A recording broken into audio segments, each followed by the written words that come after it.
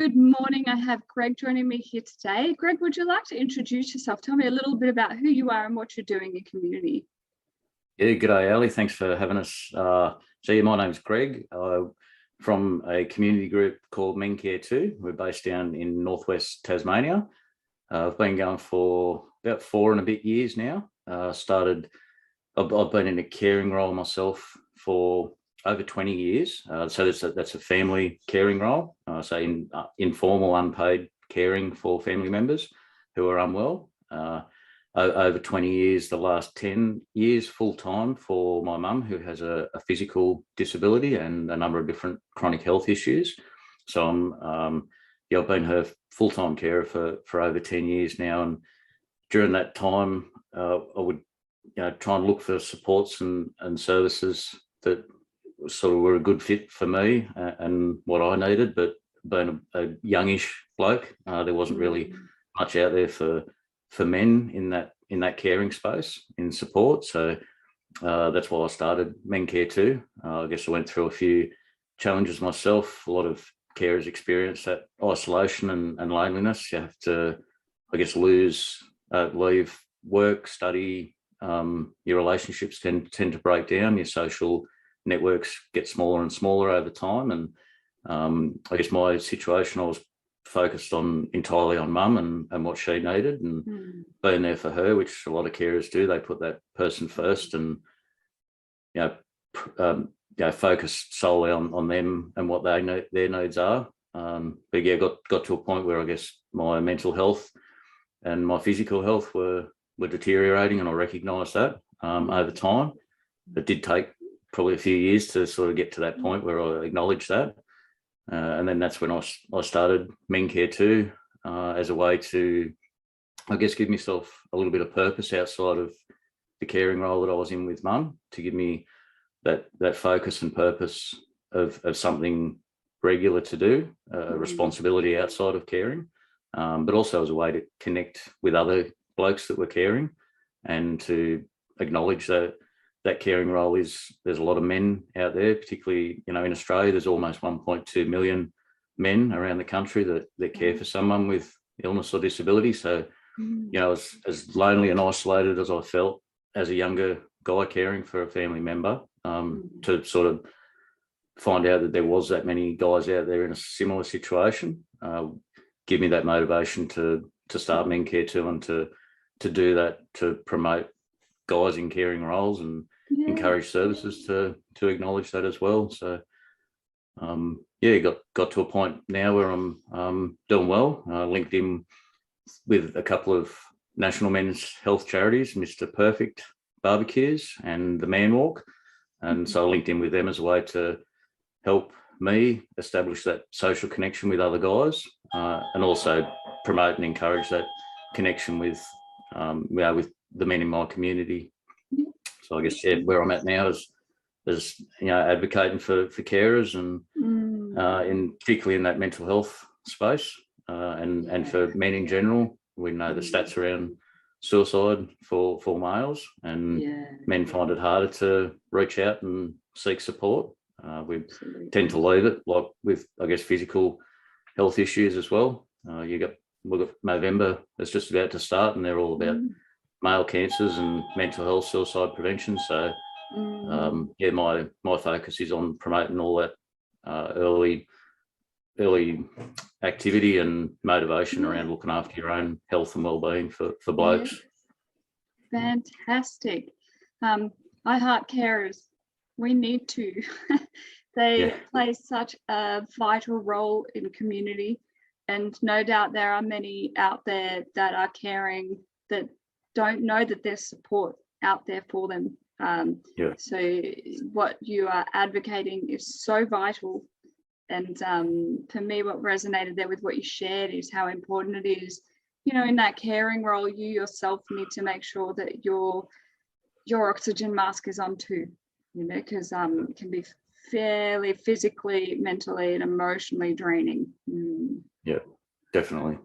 And you don't recognise it at the time either, I think. Sorry to say, you don't see that at the time, and you don't recognise it often in yourself. Sometimes, that's where I think the education around mental health first aid, suicide prevention, all them sort of things is really important for people to understand, recognise those signs that things aren't going well, particularly in people around you, but also I think it gives you a bit more insight into being aware of your own needs and your own activities.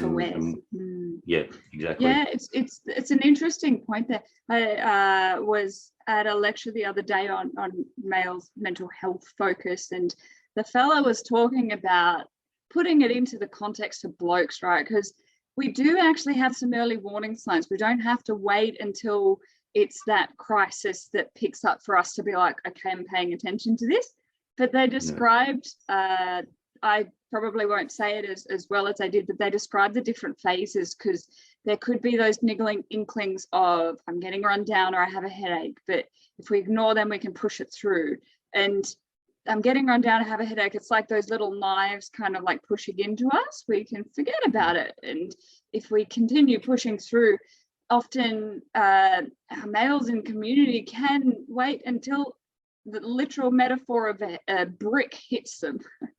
You start throwing bricks, and if a brick hits your head, okay, that's when it's going to stop you. That's when you pay attention to what is going on for you. But we don't have to wait until it's that severe. That's actually one of the hardest points, to be able to, how do you say it, unwind from it all and get back our center, because it's so tightly wound up on that part of the journey. So the more that self-awareness we can catch early stages, the quicker it will be to get back to regulating. Yeah, and the easier it is to ask next time too, because you get through them. I guess if you've gone through something, it's a little bit easier the next time. If things aren't going well, to be able to put your hand up, or to at least just have a chat with someone. So that first time is pretty hard. It doesn't feel right, scary. You might be embarrassed, or all different sorts of things. But it's that second time, once you've done it, it's a little bit easier the next time, and then it gets easier over time to put your hand up and ask for help, or to just have a chat. 100%. And I'll just point out as well that I feel like that is so vital to know as well when you're trying to help support others too. I find we end up working with a lot of people who have done the mental health first aid course. However, when incident happens, they need to intervene now. And if they've never had that experience intervening, then it's kind of like a muscle or a skill we need to build. It's going to feel clunky. It's going to feel weird. The more you do it, the better you get at it. Brilliant. Definitely.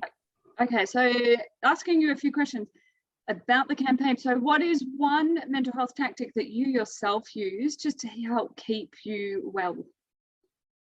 Well, we've got a dog just 12 months ago, so cuddles with the dog is my number one at the moment. Oh, yeah. But I think what's helped me over time has just been physically moving somewhere else. So putting myself physically somewhere else to help, either getting outside, a bit of fresh air, being in a different location. I know it's hard sometimes that that motivation to go outside can be hard, because you might not want to be around other people, or you get comfortable and at home, and you don't feel well enough to go out mentally. But I think just making that effort to physically put yourself somewhere else, whether it's just a walk around the block, going to the local park, or just even going to get a cup of coffee and go for a short walk, is something really important, because you're moving outside of that space that maybe isn't doing you a lot of favors at that time.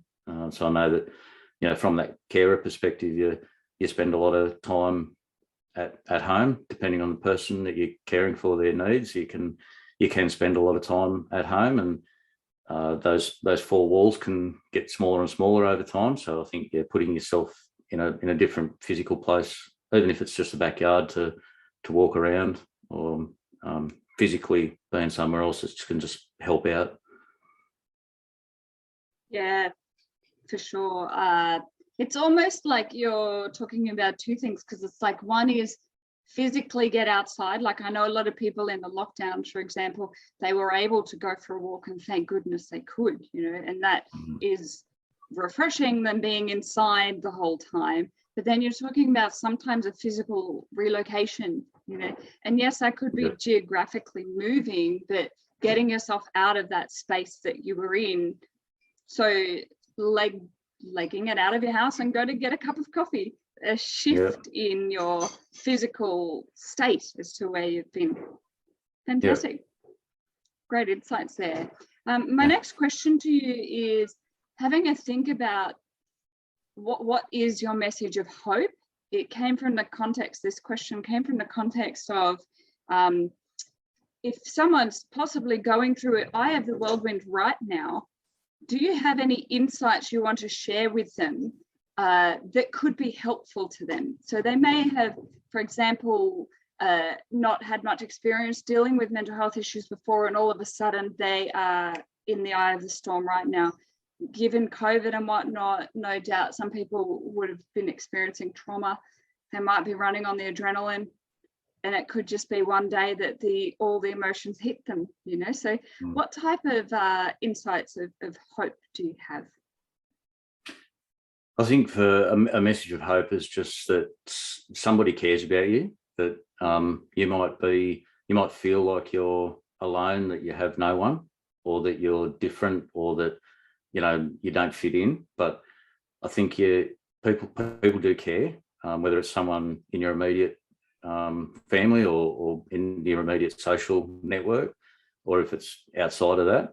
People you don't know sometimes can be the best people to talk to, or to be, people that I don't really know well have been great with me in the past, that have showed interest and showed that they care and they are willing to listen to whatever's going on in your life. They don't have to fix it. No one can fix your problems. I guess that, it's up to you to manage them, and to, I guess, find a place where you accept, or you're comfortable, or you're managing whatever's going on as best you can. But to always remember that there are people around, that there's people who care. It's just finding those people. It can be difficult because sometimes we feel like we're trying to reach out for help or asking for support, and sometimes it feels like there is a blank wall or silence. But I think if you persevere and if you keep trying different avenues of support, talking to different people, that eventually you're going to find the right people, the ones that you connect with, and the ones that show that they care and they're interested in you, and they're the gold. They're the people that you want in your life, that you can rely on, and then that can help you manage those situations when times get tough. Yeah, for sure. You know what resonates in my head when you were sharing that is, I'll just give you a story, is that we were presenting at a workplace conference or seminar, and sometimes early intervention is so basic that it goes over people's heads, right? Because the advice was very much what you just said. You have to find your core people, right? And I know that you were talking in the space of go and hunt for the people, like it could be the right services or the right people for that more crisis end, if that's what you're going through. But one of the suggestions from the audience is find your people before you get to that crisis point, which is a very good point. If you can find the people in your network that are the trusted people, then in that time of need, you've got like heaps of people that you can lean on for when you actually need it. However, at that workplace, we did receive some feedback as some of the participants were coming wanting to find out how to avoid burnout. And that's actually a fantastic tip, right? Because get your tribe of people for trust. But because it was so simple, it kind of went over their heads. And I cannot emphasize enough how important it is, if you do feel alone or isolated, or like you don't have those key people, start building it on a day where you are feeling well. Even if you can't do that, yes, you can actually be proactive, like you suggested. Sometimes it is about reaching out to one service. Sometimes that service may not serve you. Sometimes you do need to go and find variety, or find out what's almost like shopping around for what's going to fit, what's going to fit you during that time. The more proactive you are, the more you can keep afloat. And that can be really hard if you're trying to do that all when you're feeling really overwhelmed with it, but so vital to avoid burnout. Yeah. Definitely. Yeah, 100% agree. Yeah. Okay. And I mean, I'll just also point out that, you know, sometimes you have your 5 people or whatever, and you call each of them and none of them pick up the phone. So sometimes it is good to have other resources there. And we're not always going to be able to, as individuals, take that on, like you explained, being that part of the carer. You know, sometimes you can only take on so much, and we all have to be mindful of each of us carrying our own plates and all sorts of juggling balls, etc. Yeah. Anyway, I think it's very important for carers too, and anyone, I guess, and guys, that there's supports out there, text-based supports or online supports that you can do anonymous, that you don't have to, you know, say who you are. You can jump on and get that support, or have a chat with someone with no strings attached at all. And I think that can be really important if things aren't going well, to just be able to get that out of your head, and share it with someone else, and that knowing that, you know, you've maybe not embarrassed to talk to someone that you do know, that you still get it off your chest. Yeah, for sure. Good point. And it's another point about early intervention is talking about it just seems so basic. You know, and we all know that talking makes us feel better, but sometimes it feels too, or seems too simple, that it goes over people's heads. But hang on, go find that person to have that chat with. You will feel a million times better. If we avoid these conversations when the impulses are coming, the intensity of the emotions is going to build up. So it is good to be proactive about letting it out, even if it's, you know, finding someone who you can text or something, so that you're giving yourself reinforcements there, so it doesn't have to be that intense crisis end, for sure. My last question to you is, this is a suicide prevention initiative. We have been asking people just to share some insights you may have of experience. Sometimes that is people talking about their own lived experience with suicide ideation, but sometimes it's people talking about their experience helping support someone who could be experiencing feeling suicide ideation, etc. There are definitely some actions and some insights that have been really helpful that have been shared so far. So I'm just wondering, do you have any comments or additional insights you'd like to add to the campaign? Yeah, definitely. So I'm really excited because I joined Are You OK as a community ambassador this year. So being part of their campaign for the first time this year was great. And I got to talk with a lot of different people about suicide prevention, and I guess being a suicide health prevention health campaign, they've got a lot of great resources. So I encourage people to visit Are You OK for, you know, tips on how to have conversations with people. I guess from a personal perspective, I'm really big on recognising signs. That I think it's really important to recognise the signs in the people in our life. Helpful to know them also for yourself, that if you can start recognising things in yourself, that you can go down a better path.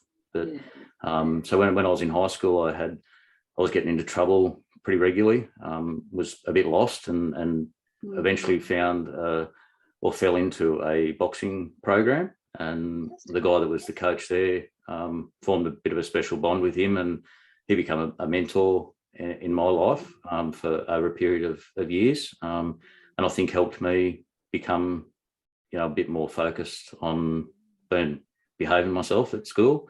Unfortunately, he took his own life, and that had a big impact on me.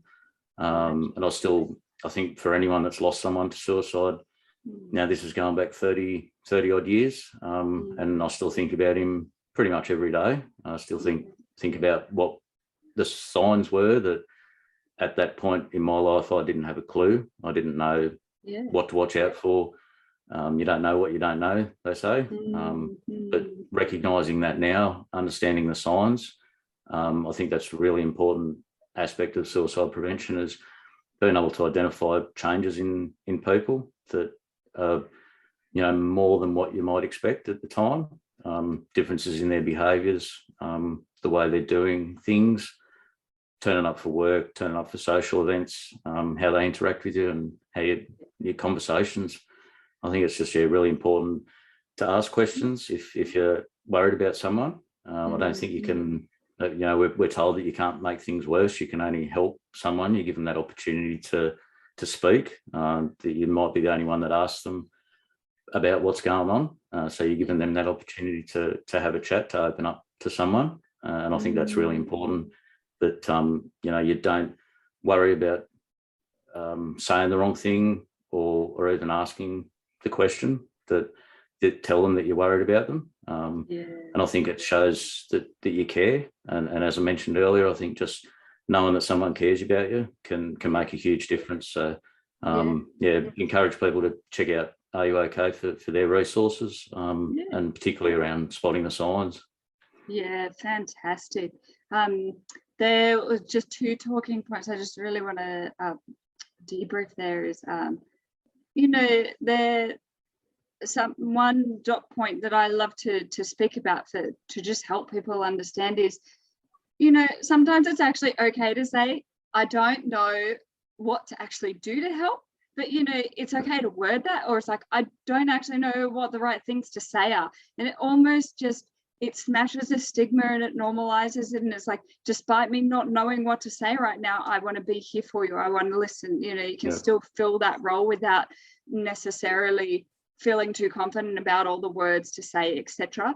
And I think that it is vital. The Are You OK resources are fantastic. Thank you for pointing them out, and no doubt people can go and search them further, because I know they've improved from just asking that question to adding a whole heap of resources about, well, what if someone presents and they're not okay? So they've filled different fact sheets and resources to help guide that pathway, which is fantastic. And one of the most important steps there is, if they're at harm to themselves or others, knowing when to escalate and pass that over to a health professional if needed.